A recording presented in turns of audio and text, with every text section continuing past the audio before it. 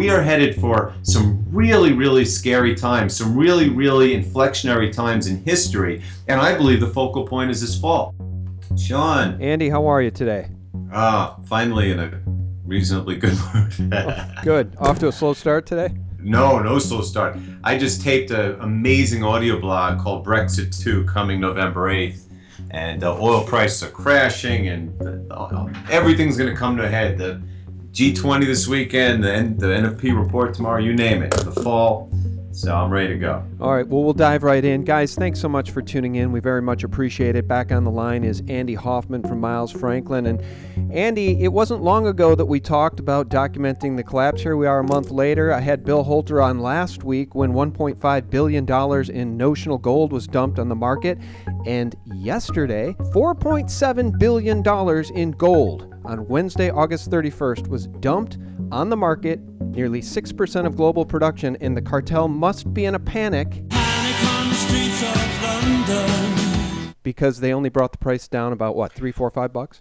Yeah, well, now the price is higher than when it started. And again, this all has to do with, the summer doldrums. Frankly, it's amazing. I think the world is so beaten down from what's happened in the beginning of the year and knowing what's going to happen in the coming months that they actually are taking a vacation from their troubles for a couple of weeks.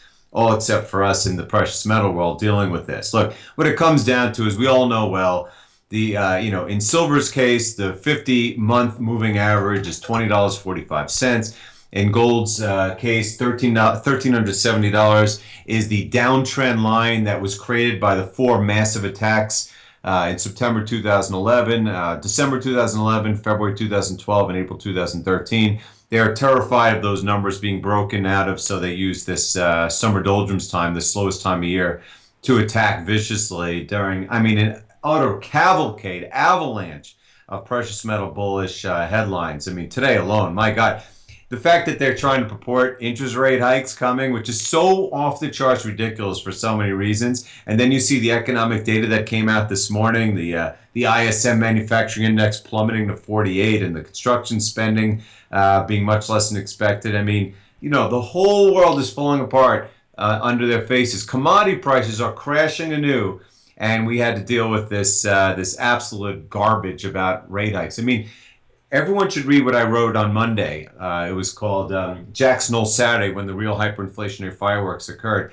If you didn't know better, just listening to what the central bankers said at the meetings on Saturday, you would have thought we were in the middle of late January, early February, when there was complete market panic, when Japan went to NERP and the ECB increased its QE, and they were talking about cashless societies and zero interest and negative interest rates here. That's how desperate these guys are right now. That's how bad things are. And in my view, this is just the beginning. I believe the collapse that's going to be led by commodities and currencies this fall and going into next year is going to be historic. And we haven't even gotten into what I talked about this morning, because the more I think about it, the more I realize, the title of my audio blog this morning was BREXIT 2 coming on November 8th. I think when Hillary is defeated on November 8th, and she will be defeated, it will be a seminal point in the history of mankind. Yeah, I hope so. But now the DHS is suggesting they may take over the U.S. elections. And of course, that has many of us worried that the fix is in.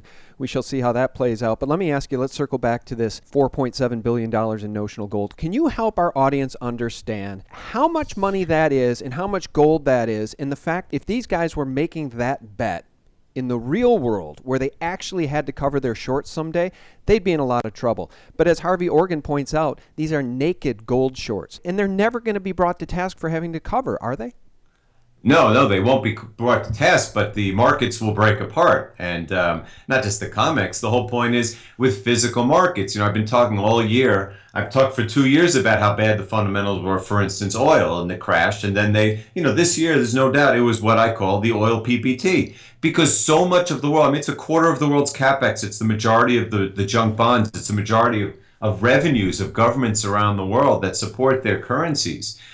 So they can't have oil prices that low. So they created this oil PPT, which is constantly putting out these dumb rumors about OPEC freezes. And every time there's the slightest data point, they're talking about how things are going to get better. And the fact is, it miserably failed. God, the Chinese government, which is trying to kick the can as much as anyone, they not only filled their strategic oil reserve just to make up for some of the loss of demand in the world. They bought more oil than they'd ever need, and now they're completely full. So the physical markets are always telling there's too much oil out there, there's too much copper, the farmers are getting killed now. Oh, there's too much of everything because of all the money that was printed all these years and the derivatives that leveraged all the predatory lending to all the producers of the world. So the physical markets are what's telling. And in gold and silver, it's no different. We passed peak production for all of these commodities, gold, silver, and platinum. And at the same time, we're at record demands, and now the above ground inventories are all but nothing. And that's just, that's what's showing. The stuff that's not showing, everyone knows that, the governments, the treasuries don't have what they say they have anymore. So I think we're on fumes.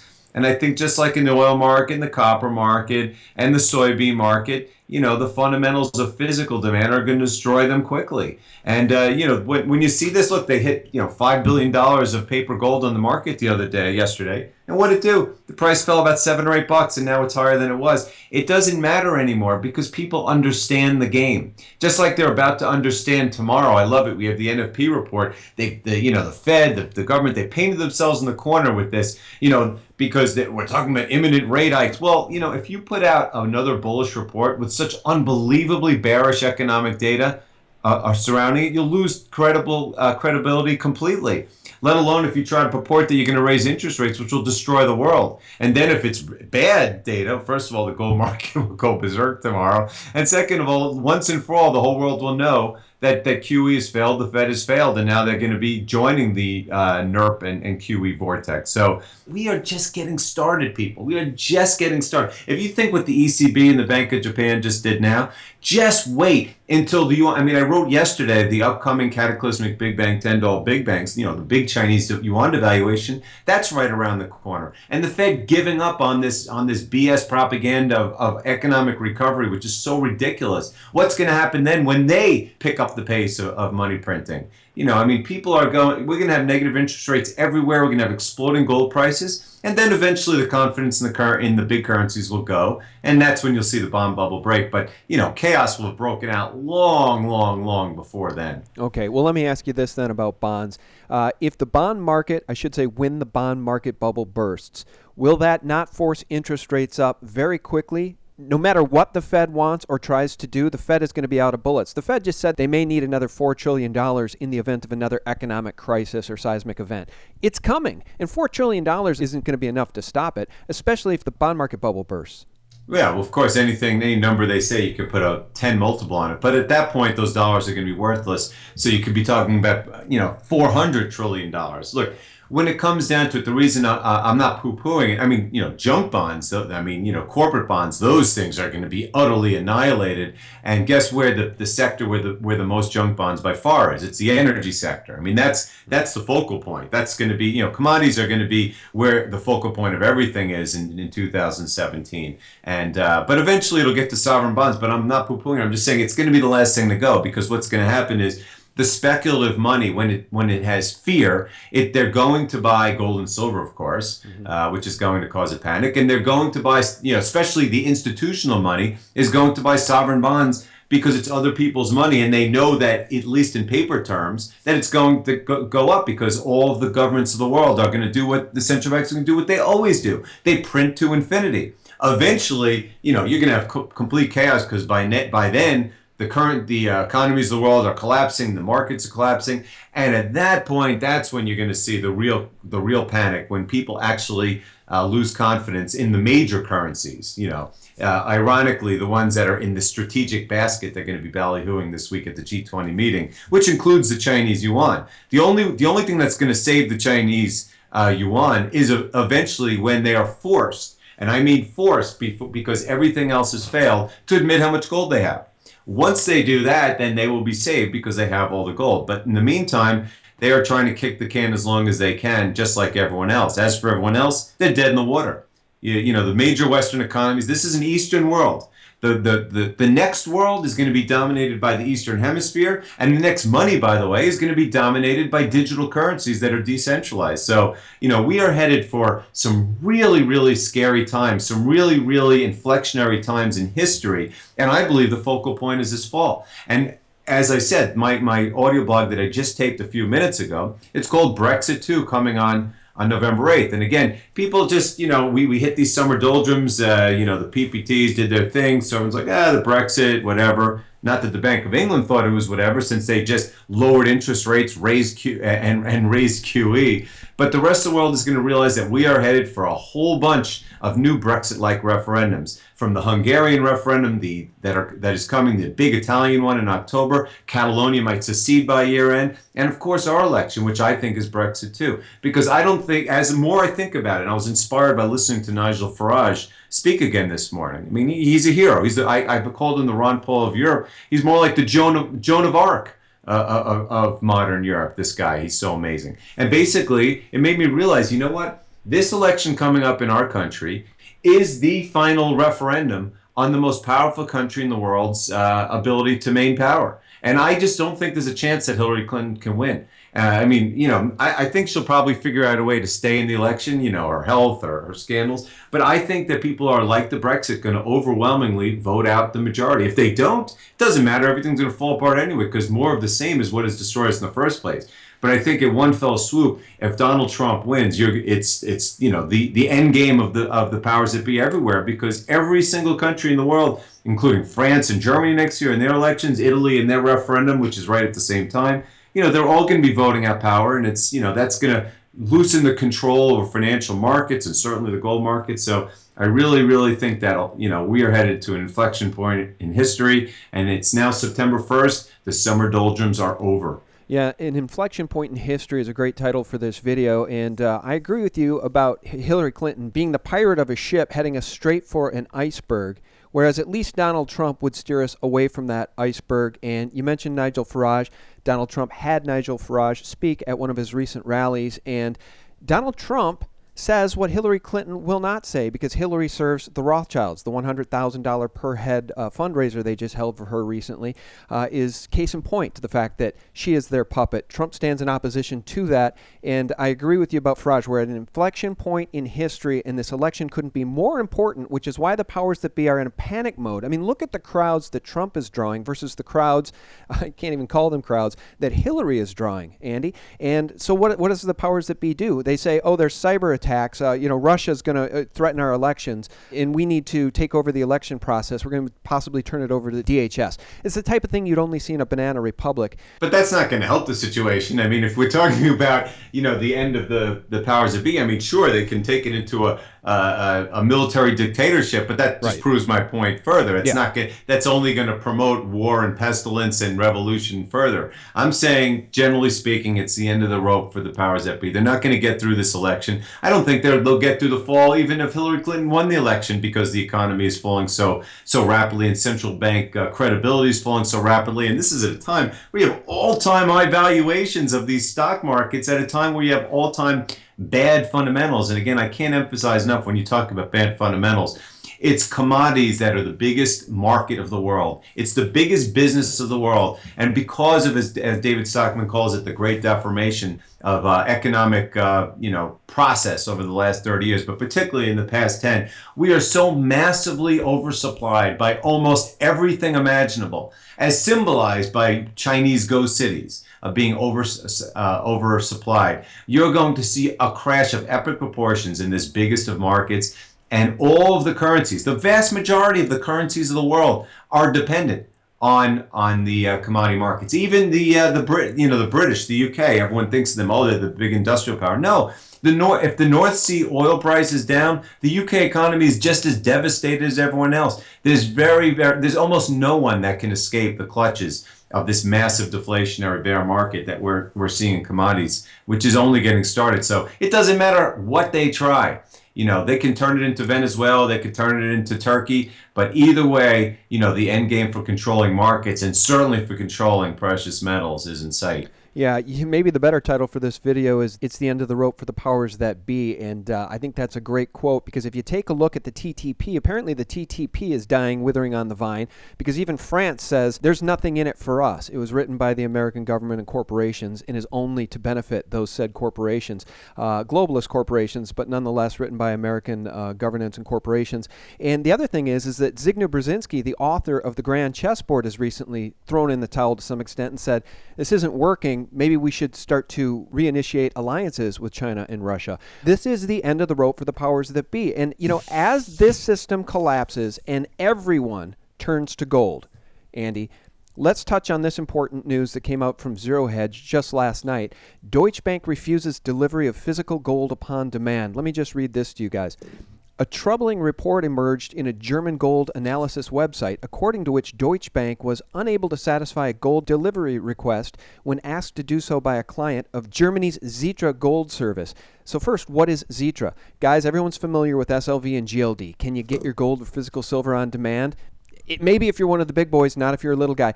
Xetra Gold promised everyone they'd be able to get their gold upon demand. Xetra Gold is an exchange-traded commodity which differentiates itself by representing that every gram of gold purchased electronically is backed by the same amount of physical gold, and its principal bank is none other than Deutsche Bank. Guess what? Xetra Gold is falling apart at the seams because Deutsche Bank just told one of the Xetra Gold holders, we're not giving you any physical. As we wrote on our website when we posted that article, friends, when we say if you don't hold it, you don't own it, we are being literal. Your thoughts on this, Andy? We're being literal. You have to hold it. Right, yeah. From the way I understand it, Xetra is kind of an equivalent of GLD. I don't know all the details, but look, I mean, so is Deutsche Bank in the middle of all these things. They are, they are going to be the Bear Stearns. They are completely bankrupt. I wrote a few months back about lower lows and lower highs when it comes to important markets. I'm not talking about the Dow, which no one cares about and has no impact on the world. The fact that they can't make oil prices go up, or they can't get more than these pathetic little bounces in Deutsche Bank. The latest one, because, they may merge with Commerzbank, as if, merging with another bankrupt entity is going to help. The fact is, Deutsche Bank is the biggest derivatives purveyor in the world. And because it's in Europe, a lot of its bets have to do with other collapsing European economies. It's toast. It's going to go in some way, shape, or form. And the fact that they are in the middle of just about every scandal, particularly when it comes to precious metal manipulation. Remember, they admitted earlier this year that they manipulated the gold and silver fixes for years. The fact that they are in the middle of that too and have all these derivatives which are on the verge of blowing up just shows you how tenuous the situation has become. And, like I said, I've never been more angry in my life at what I'm watching these guys try to kick the can, but I've never been more comfortable if you're talking about just the gold and silver markets, because I know, working at one of the largest bullion dealers in America, for instance, that when $6 billion of gold was thrown at the market in the last 2 days, not a single person called up Miles Franklin and sold any, and they never do. 99% of our business for the past 2.5 decades has been people buying. No one ever sells. And so, the jig is almost up here because all the people that could sell have already sold. And, all the people that are going to buy haven't even thought about it yet. So I wouldn't worry about that too much, but I would certainly be worried about the European banking system, about anyone related to commodities and all the derivatives that tie the banks and the various corporations to commodities. And when you think about all the debt that's been added. I see this year we're going to have a record amount of debt issued. And all the debt that's been added to buy stocks at record high prices. It's insane what kind of bubbles have been built and how horrible they're going to be crashing. And, which event will set it off? There's so many that could. You have this weekend's big G20 meeting, and you have the Italian referendum, and of course you have our election, and all kinds of other stuff coming up. But, I think that this fall's typical witching, it's the witching season. I think it's going to be the ugliest witching season ever. And I really do think it's not just about financial markets this time. It's about, a change, a massive change in the way the world has been run. Terribly run into the ground for decades. It has to be unwound. Yeah, and I think a great way to end this call, Andy, is to read just this blurb from you that just popped up on SGT Report. It's from InfoWars. My thanks to Matt for posting this. Farage says, the empire is befuddled. So you mentioned Farage earlier. He's a hero, and he's demonstrating to all of us that the people have power. And he says the empire's befuddled, and The empire doesn't get Brexit because the empire didn't believe Brexit was possible. The empire also doesn't believe that people in this country are willing to throw off the chains of Bush-Clinton dynasty tyrannical rule and put anybody else in the White House. And we need to prevent them from stealing this election, because the bottom line is, Andy, and I think the powers that be are waking up to this, is the people in this world do actually have power. And I think that power is starting to be asserted. Absolutely. The Brexit was the perfect example. It couldn't win. And, and I'm going to tomorrow because I was one of the people out there saying that it's going to win. Not like I knew it was going to win, but just that I felt logically it should. And all these people, oh, they can't win and they'll just fix the election. No, you can't fix everything. You could put the Department of Homeland Security in charge of elections. You can't fix everything. The will of the people is eventually going to win. We're talking about 99.5% or more against 0.1%. And so many people's lives, it's kind of like, Mike Maloney, he talks about the risk reward of revolution. Or the worse things get, the more likely you are to participate. Or as Gerald Celente says, when you've lost everything, there's nothing less to lose, you lose it. People are going to fight back. I mean, they're fighting for their lives. This is a survival instinct. And, it's more than just survival now. It's survival and revenge. People are pissed off. Think how pissed off I am. And I've got it better than most people. Seeing what these people have done to my life personally.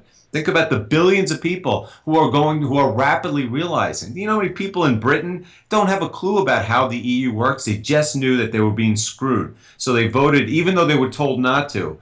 In this vote that couldn't be won to do it, they did it anyway. And that's why people are going to vote for Trump. They're so angry. They're not even sure why they're angry, especially because they're told how great things are. They just know that they're pissed off and they've been screwed. And they're going to assert themselves, whether it's violently or with the pen versus the sword. But they're going to do it. And I think this is going to be the year of referendums.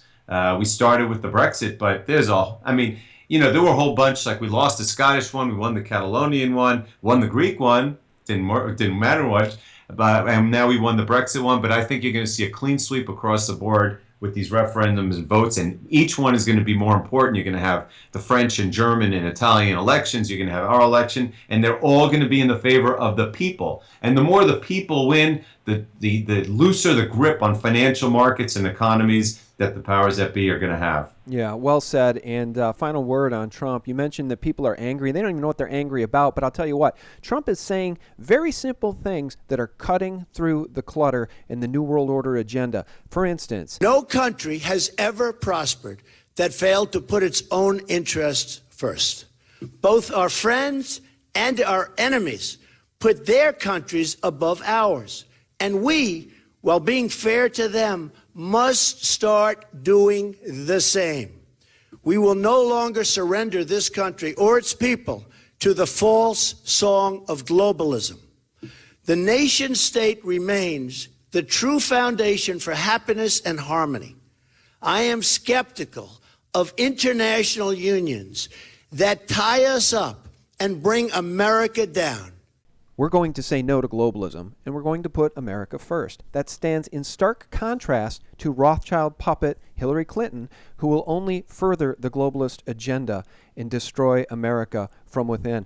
Andy, thanks so much for your time. We very much appreciate it. I should say one more thing. I was watching a video from, you mentioned Mike Maloney. Mike Maloney did an economic rollover update that was posted today, and he noted that all of the money printing is pouring into the Dow. He showed the charts that correlate that and prove it to be so, and he said the interesting thing is that, I'm not sure if it was over the last year or 6 months, the amount of gold the Dow will buy is decreasing despite the Dow going up. So it bought 17 ounces of gold not long ago. Today it buys 14 ounces of gold. Guys, the bottom line is physical precious metals will preserve your wealth from this coming inflation, which is bound to become hyperinflation. Andy, how can people protect themselves with you guys? That's right, and don't forget that the gold to Dow ratio got down to 1 in 1980, and I assure you it's going to get there again at some point in the future. Whether it's because gold soars, Dow plunders, or both. And of course, as for me, look, Miles Franklin, we have been in business 28 years without a single registered complaint. We have the best storage program in the country. We got the most experienced brokers. And of course, myself, David Scheckman, we write every day for free at milesfranklin.com. You can call us at 800-822-8080 or email me at ahoffman@milesfranklin.com. Yeah, thanks for that, Andy. And final word, guys, this inflation and the coming hyperinflation, if it does to us what it's done to Venezuelans, times are going to be very, very tough for the majority of Americans. Those of you who have prepared with precious metals in physical form will be able to harbor the storm. It's not going to be easy, but you won't be destitute. And right now in Venezuela, 1 ounce of physical silver will buy 5 months of food. That's according to Steve St. Angelo over at SRS Rocco. And if you want to prepare even further, click on the Food for Liberty banner at SGT Report, and they can help you find some storable food for you and your family. Andy, thanks again for your time. You're very welcome, as usual. And guys, thanks so much for listening. Thanks for checking us out at sgtreport.com. We appreciate your support, and we're going to continue to provide real news for you 24/7. Thanks so much for watching. Have a great weekend. Bye-bye.